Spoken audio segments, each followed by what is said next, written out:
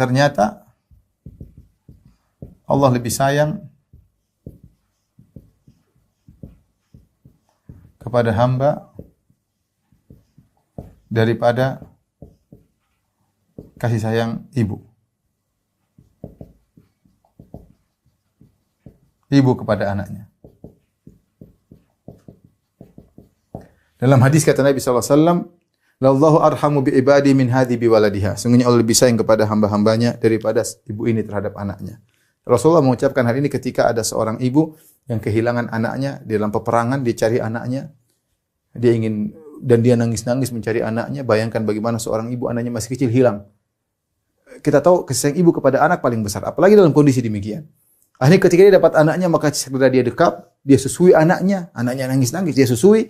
Nabi melihat pemandangan ini, Nabi mengatakan, "Wahai para sahabatku, atarawna anna hadhihi taridatun waladaha finnar?" Menurut kalian ibu ini akan lemparkan anaknya di neraka, di api? Kata mereka, tentu tidak ya Rasulullah. Dia sayang kepada anaknya. Maka kata Nabi, "Lallahu arhamu bi ibadihi." Allah lebih sayang kepada hambanya daripada ibu ini kepada anaknya. Ibnu Hajar rahimahullah ketika membawakan hadis dia berkata, ini menunjukkan seorang hamba harus senantiasa bersandar kepada Allah. Dia harus husnudzon kepada Allah. Karena Allah lebih sayang kepada dia daripada ibunya terhadap anaknya. Sebagai gambaran sederhana, kita terkadang punya masalah sama orang tua. Mungkin kita bikin jengkel orang tua, mungkin orang tua marah sama kita. Terkadang tidak mudah orang tua maafkan kita. Dan kita berusaha, terkadang kita ketakutan, terkadang. Tapi kalau Allah Subhanahu wa taala, kita punya salah banyak apapun, tinggal kita nangis, duduk, menangis, bersimpuh di hadapan Allah, Allah ampuni. Allah ampuni. Tidak perlu kita pandai nyusun kata-kata. Terkadang kita punya masalah sama ayah kita, sama ibu kita, terkadang tidak mudah dimaafkan oleh ayah dan ibu kita. Terkadang dendam, terkadang berlama, terkadang orang tua musuhi anaknya berlama-lama. Tapi kalau Allah Subhanahu wa taala ya sangat sayang kepada hamba-Nya, ini butuh husnudzon kepada Allah, sehingga ini menunjukkan bahwasanya rahmat Allah begitu luas. Nah, kita bisa bayangkan, saya bisa bayangkan ya, kalau anak saya nakal misalnya, saya jewer, saya usir dari rumah. Kemudian dia nangis, kemudian dia pergi. Saya tentu sayang sama dia. Begitu tiba-tiba dia pulang, kemudian dia ketuk pintu, dia nangis, dia mengatakan, "Ayah, saya minta maaf ya, ayah, saya salah." Dia nangis-nangis, kemudian kira-kira saya sayang. Saya sangat sayang sama dia. Maka saya bukan bisa akan peluk dia dengan pelukan yang hangat. Saya lebih sayang kepada dia meskipun dia telah melakukan kesalahan. Kalau kita bisa gambarkan kita dalam kehidupan nyata, anak kita bersalah, mungkin kita jewer, mungkin kita, tapi ketika dia kembali kita sayang, demikian Allah lebih utama. Allah lebih sayang daripada kita terhadap anak kita, Allah lebih sayang kepada kita daripada kita kepada anak kita. Makanya benar Allah sangat gembira ketika ada seorang hamba yang bertobat. Maka kita tahu ampunan Allah sangat luas, maka jangan ragu-ragu untuk segera bertobat kepada Allah Subhanahu wa taala. Ini di antara yang menunjukkan bahwasanya kenapa Allah begitu gembira kepada orang yang bertobat. Karenanya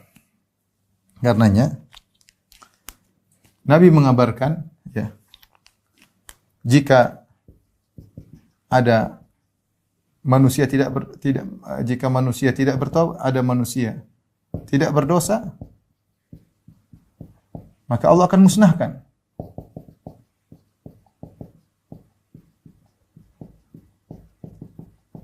Dan Allah ganti dengan manusia yang berdosa.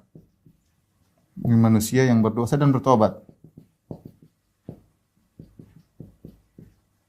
Dalam hadis Abu Hurairah, kata Nabi SAW, "Laulam tuznibu," kalau kalian tidak berdosa, la dhahaballahu bikum, Allah akan memusnahkan kalian. Tsumma ja'a biqaumin yuznibun, kemudian Allah akan datangkan satu kaum yang mereka berdosa, fayastaghfirullah, kemudian mereka beristighfar, fayaghfirullahu lahum, maka Allah akan ampuni mereka. Jadi memang ketika seorang melakukan dosa, memang dosa itu buruk. Tapi Allah mentakdirkan seorang berdosa agar ada suatu ibadah yang Allah cintai, itu adalah taubat. Dia bertobat. Ketika dia bertobat, nampak kehinaannya, nampak kerendahannya, hilang semua ujubnya, hilang semua keangkuhannya, hilang semua pedenya terhadap imannya, hilang semua kebanggaannya terhadap amal solehnya. Dia tahu dia bersalah. Bersimpuh di hadapan Allah, dia menangis. Ini kondisi Allah sangat cintai. Ini saya kasih gambaran kenapa Allah Subhanahu wa taala sangat mencintai orang yang bertobat. Makanya dalam Al-Qur'an Allah mengatakan, "Innallaha yuhibbut tawwabin." Innallaha yuhibbut tawwabin. Allah mencintai hamba-hamba yang ya, yang suka bertobat. Siapa yang sering bertobat, maka dia semakin dicintai oleh Allah Subhanahu wa taala. Dia semakin dicintai oleh Allah Subhanahu wa taala. Taib, kemudian di antara luasnya ampunan Allah Subhanahu wa taala, banyak sebab dosa-dosa diampuni. Ibnu Taimiyah rahimahullah taala menyebutkan sekitar 10 sebab dosa-dosa diampuni. Dia saya sebutkan sebagiannya, di antaranya bertobat. Ini jelas. Kemudian di antaranya adalah musibah-musibah. Kita kena musibah, diampuni dosa-dosa kita. Tidak musibah apapun. Sedih, gelisah, gundah gulana, kena paku, kena duri, dizalimi orang, dinyinyir orang, dihinakan orang, musibah di keluarga, berkaitan dengan istri, berkaitan dengan anak, pulang diomelin istri, pulang diomelin suami, anak-anak seperti ini. Ini semua kalau kita hadapi dengan tenang, semuanya adalah sebab diampuni dosa-dosa. Makanya dalam suatu hadis kata Nabi sallallahu alaihi wasallam, "Wala yazalu al-bala bi 'abdin", ya, senantiasa musibah mengenai seorang hamba terus sampai dia berjalan di atas muka bumi tanpa ada dosa sama sekali. Dalam hadis kata Nabi sallallahu alaihi wasallam, "Innallaha idza arada bi 'abdi khairan yusib minhu", kalau Allah menghendaki kebaikan pada seorang hamba, Allah kenakan musibah. Dan kita tahu semakin orang tinggi imannya, semakin banyak musibah yang dia hadapi. Cuma dia bisa menghadapi dengan tenang. Ternyata musibah-musibah ini adalah salah satu sarana agar diampuni dosa-dosa. Terkadang seorang tidak sadar, tiba-tiba dia gelisah. Ketahuilah, gelisah yang sedang dia alami, dia enggak tahu mungkin apa sebabnya, apa saya kok gelisah enggak enak ya. Ketahuilah itu menggugurkan dosa-dosanya. Daripada Allah kenakan dia musibah yang lebih parah. Terkadang masalah kita tahu-tahu itu ternyata menghapuskan dosa-dosa. Kemudian di antara sebab dia dosa-dosa diampuni, misalnya adalah amalan-amalan soleh, al-hasanatul mahiyah. Nabi SAW mengatakan, wa'ad bi sayyi'atal hasanah tamhuha.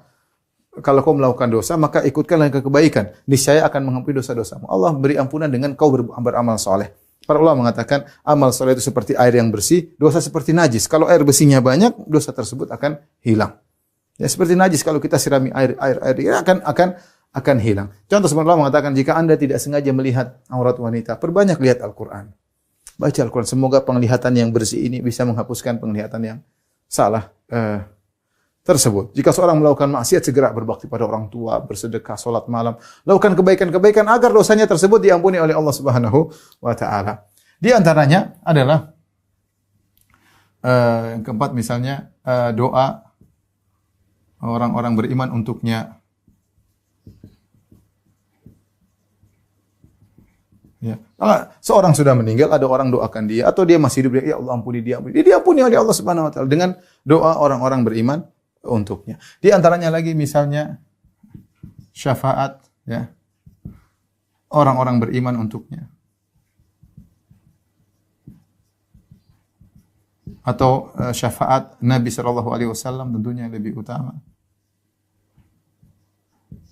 Atau syafaat malaikat, ya. Syafaat anaknya yang masih kecil, banyak. Syafaat juga bisa mengampuni dosa-dosa seseorang, ya. Ya, Nabi sallallahu alaihi wasallam mengatakan, wa inni ikhtaba'tu da'wati syafa'atan li ummati. Ya, aku menyembunyikan doaku yang pasti dikabulkan sebagai syafaat bagi umatku yang melakukan dosa-dosa pada hari kiamat. Bagi yang meninggal tidak berbuat syirik kepada Allah Subhanahu wa taala. Dalam riwayat yang lain kata Nabi, syafaati li ahlil kabair. Syafaatku bagi pelaku dosa-dosa besar. Di antaranya juga kondisi berat yang dialami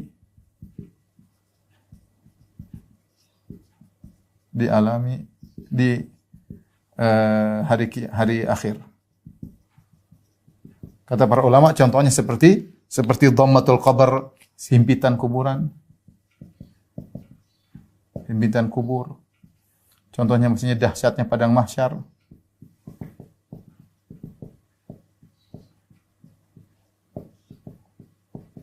Ada yang seperti contohnya